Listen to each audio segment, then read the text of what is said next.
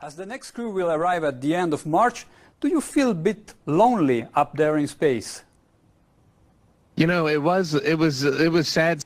And what comes after the International Space Station once its mission is over? How do we ensure the presence of humans in space? Well, that's a great question. The plan that NASA has is to build a rocket called SLS, which is a heavy lift rocket.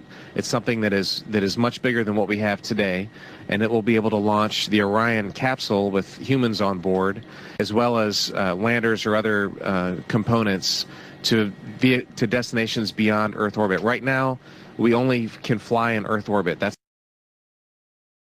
We only can fly in Earth orbit. That's the farthest that we can go. We only can fly in Earth orbit. That's the farthest that we can go. We only can fly in Earth orbit. That's the farthest that we can go. And this new system that we're building is going to allow us to go beyond and hopefully take humans into the solar system to explore. So the moon, Mars, asteroids, there's a lot of destinations that we could go to, and we're building these building block components in order to allow us to do that eventually.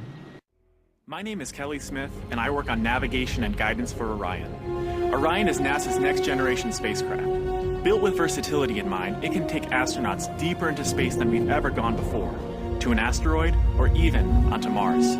For these missions, Orion has to be one tough spacecraft, withstanding high speeds, searing temperatures, and extreme radiation. Before we can send astronauts into space on Orion through the Van Allen belts, an area of dangerous radiation. Naturally, we have to pass through this danger zone twice, once up and once back. But Orion has protection. Shielding will be put to the test as the vehicle cuts through the waves of radiation. Sensors aboard will record radiation levels for scientists to study. We must solve these challenges before we send people through this region of space.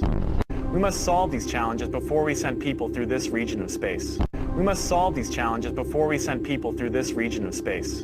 We must solve these challenges before we send people through this region of space.